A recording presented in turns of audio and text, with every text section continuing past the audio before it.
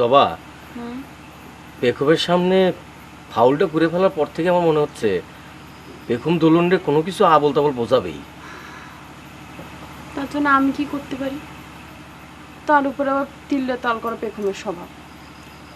তুই একটু দোলনরে বুঝাই বলবি বোন, মানে বুঝতে পারছিস না, মানে কবির মন তো, কবির মনে কত কিছু কল্পনা হতে পারে। তুই একটু দোলনরে বুঝবি যেন পেখমের কথায় সে বিশ্বাস না করে। আচ্ছা ঠিক আছে, দেখা যাক কি করা যায়। কিন্তু আশেপাশে এত মেয়ে মানুষ থাকতে তোমার কবি মনে করে দোলনিয়ে আসা যাওয়া করে, এটাও কেমন যেন একটু সন্দেহজনক বিষয়। আর সন্ধ্যার কি আছে, কবি মানুষ, মানে কবি মানুষের কল্পনার কি সীমা পরিসীমা আছে নাকি কোনো? একটু বসতে পারি ছোট ভাই? তোমার বসার কি আর বাকি আছে কিছু?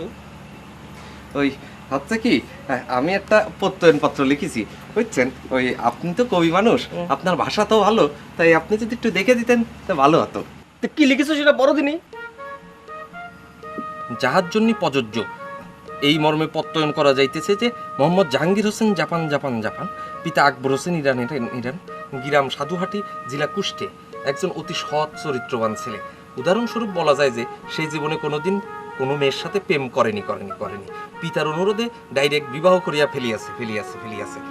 আরও একটা উদাহরণ দেওয়া যায় যে সে ছোটবেলায় মেয়েদের দৃষ্টি থেকে দূরে থাকার জন্য নিজেই পর্দা করিয়া চলিত। থামোদিনি, এরকম প্রত্যয়ন পত্র লিখা তোমার কে শিখাইছে? কেউ শিখয়নি ছোট ভাই, আমি নিজেই টিরাই করে শিখে ফেলেছি। এই যাবা, তুমি হাসতিস কেন? এই জায়গায় যা লিখেছি কিছু ভুল লিখেছি। না, ভুল লেখনি, তবে একটু বেশি লিখে ফেলেছো। সার্টিফিকেটে কেউ উদাহরণ দেয়? তুই মেয়ে মানুষ, এসব আর বুঝ বাকি। যাও রান্না করে যাও তুমি। ছোট ভাই ঠিক আছে?